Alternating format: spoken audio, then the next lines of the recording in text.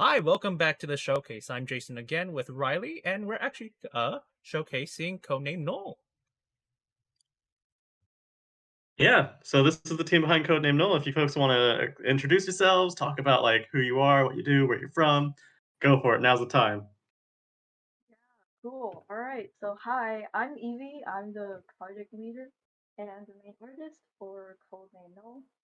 Really excited to be here. I really wanted to show off all the hard work that um, my team and UC Riverside and GameSpawn has been able to accomplish, and with like a pretty small team as well.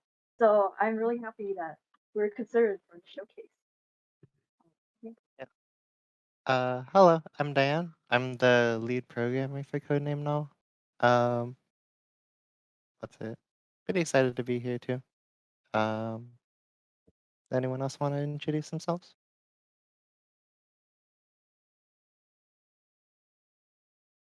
Hi, I'm Connor. I'm the music person for the game. For the game, I composed the song, and yeah, this is my first anything actually. This is my first like project, first summit, first thing. So I'm really Very excited to be nice. here. Yeah, thanks for joining us. Hi, I'm Natalie. That was also my first everything, I suppose. I'm also doing the 3D modelings and stuff like that, the art part of the side. Awesome.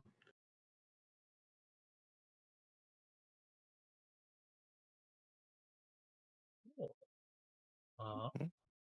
Just to make sure. Yeah, okay. In that case, why don't we go straight into the gameplay that the team at Codename NULL has provided for us today. So, All right, lovely. So, like, first off, it's like this game just looks very, very shiny, as some Twitch comments have stated. I saw a little bit behind the scenes earlier. This is in Unreal, right? So wait, so it's all yeah, so that's like when things look really good, you kind of have an idea. It's probably using some Unreal stuff, right? But you've also got like a lot of artists and a lot of 3D models going on. So who did what, and how did you make it look good? We're getting signs of enemy interference from our other infiltration units. They've all been blocked off, and this is the last sky rail for the night. Support might be delayed by a few hours, or at worst, the morning. This won't be the best situation. Overtime again. Sorry, I know. Nice. This is an important mission. It looks great. This is our best chance to And gain we've the got some like upper hand dialogue going on Fortress. screen, right? Who's in charge of that? And what's going on We with can that? reschedule our little date Yeah. if I survive. We can do this, Kairos. And afterwards, I'll try out the new diner, okay? Yeah. I mean, I can't take full credit for it because Evie did a lot of the writing. Adam did a lot of the sound work behind the dialogue, making it sound all nice and smooth and all that. I mostly just provided, I guess, like the framework to have the I'm dialogue receiving happen. heavy signals of chronotech usage. Nice. They're hiding And other major so how bases long and have you their folks been working on this hostages project? in Because it looks Be careful. great, right? And like that doesn't happen overnight unless it does. There's a popular coffee shop on How's this progress street. on this? When did you start? Is that relevant to this So mission? I can go into. Do you need me to perform a detailed scan of the building? Never mind.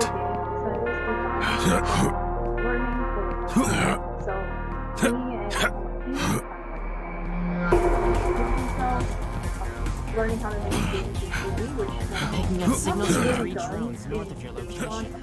Please dispose of them. some of our stuff doesn't do like making games support, but for most of all of us is like our first few guys.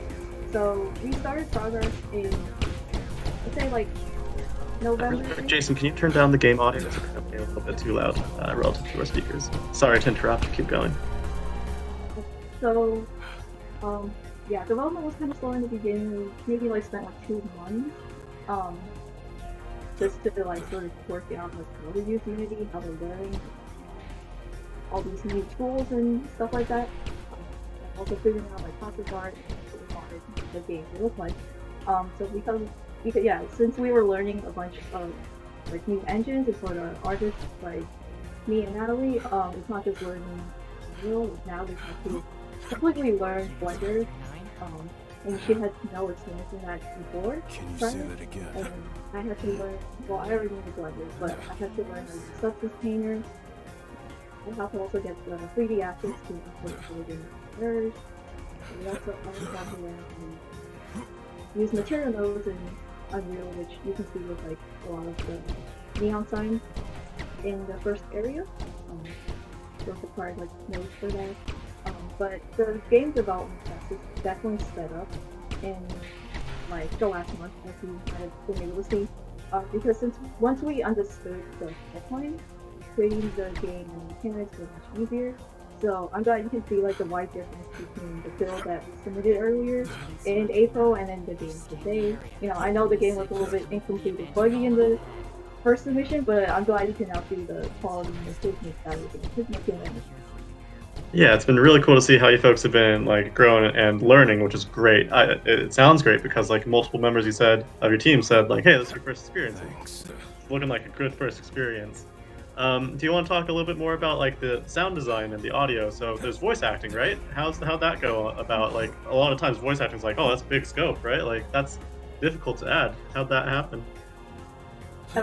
Definitely, voice acting is a very sort of ambitious thing to put in this game.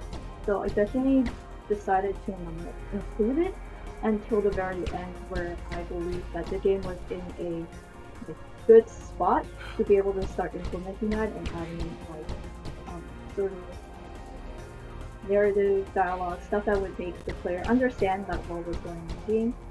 Adam helped with, so I coordinated the voice actors with our Twitter, and they're really cool. They're really like talented people. Shout out to Benemetrix and Misplaced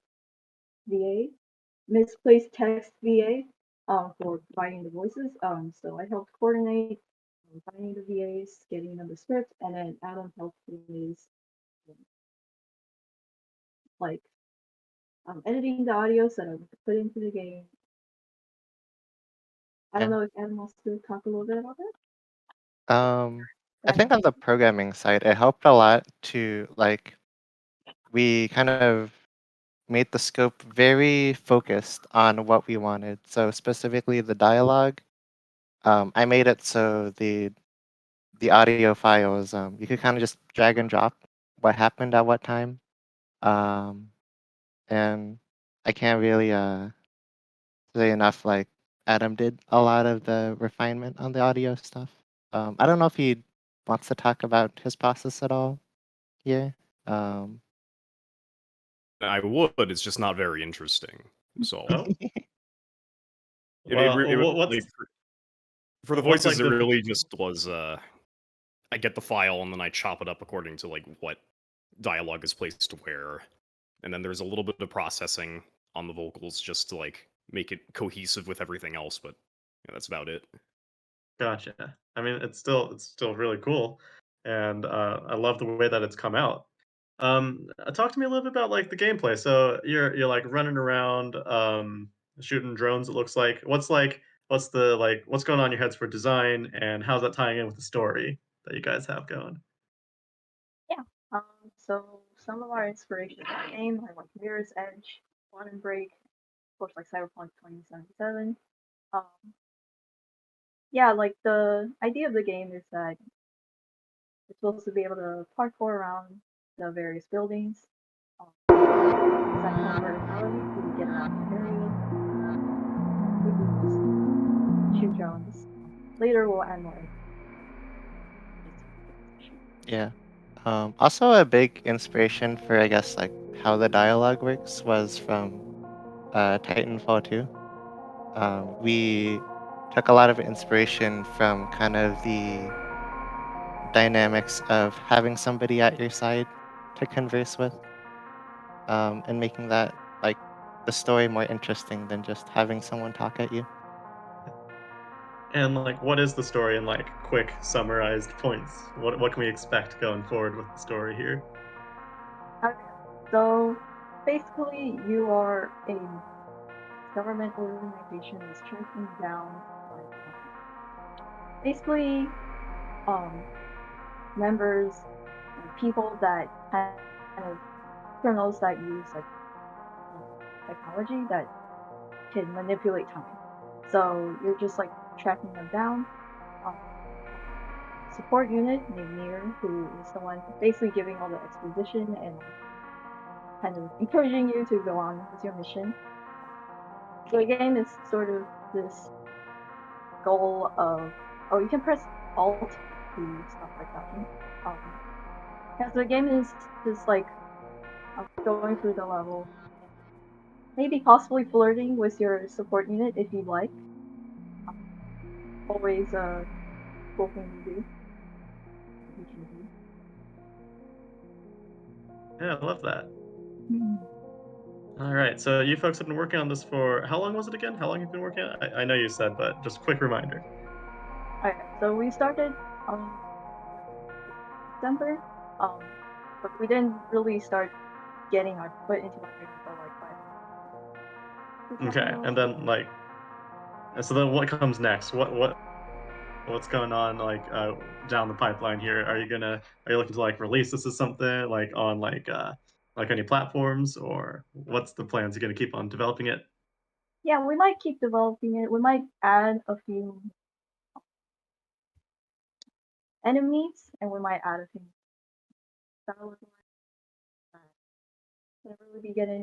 couldn't really get into this build yet. But yeah, we probably will just have it in Ishara.io. For people to see. Yeah, showcase the cool stuff that GameSpawn is able to do. I don't know if you have anything to add, Diane? I don't like I believe the first, I guess, like half of the development, at least on the programming side, was a lot of us like coming in, or I guess this could apply to the team as a whole, where we all came in with like the fundamentals of our skills and like programming or art or whatever, but a lot of it was figuring out how to apply it to the 3D space, to Unreal, to like new tools. So I think now that we've gotten the experience, we'll have a better pipeline in terms of like adding new cool and fun mechanics.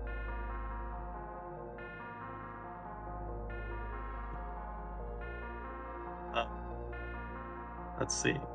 And are there any sort of like other thoughts you want to share? Like, are there any fun like Easter eggs in this game? It's like a big map, right? The map is very impressive. Like, if you can't see the Twitch chat, they've been going like, "Oh my gosh, this game, the environment, all looks great." What are some like fun things going on in behind the scenes, if there are any? Over time. Do you want to talk about the thing underneath the map, Evie? Oh, I mean, some Easter eggs. Yeah, there's some Easter eggs that are in the game, like a lot of the signs are all the GameSpawn games. There's Grandma Please and there's Fine Office. A lot of like the games that GameSpawn has made, they're footprinted on the game. They're like converted into a sign. You can see, yeah, there's like the cat. There's a neon cat playing on a cat sign. It's kind of sprinkled out. Underneath the map there's like which has like a meme on it. Most people will probably not be able to see. Oh, I love hearing about these things. That's great. Yeah. In terms of like putting everything into one, yeah, I did it all. And Natalie was a really big help with there's a lot of things that have to be built. Yeah, I bet. It's like you're making a whole city here. So, I mean, so a lot of the signage you said are like shoutouts. Are there any other shoutouts you'd like to make here on stream? Not sure about that. Diane, do you have any? Shoutouts to the rest of GameSpawn. Yeah! Woo! GameSpawn! Oh yeah, I just want to shout out again to the voice actors for their interest in place DA on Twitter. Okay. Yeah, maybe if we have time, we can drop some shoutouts to them in Discord. Yeah, I can definitely pull up the Twitter. But yeah, really quick, I guess for context, can you talk a little bit about what is GameSpawn? Is that like your community? What do you folks do, and where can we find you if we're interested in whatever you're working on? Alright, Diane, you want to explain it? Yeah, so we're the video game development club at UCR. And we're basically just kind of the place at UCR for people to find other members and make games together. And we're kind of, I guess, like more like pretty grassroots in terms of an organization because we don't really have backing from the college. We don't have a game dev program. We're just making it on our own. I mean, you guys are making a great job on your own. Like, if you guys make stuff like this, I think you guys are going to be set. You guys are doing great work.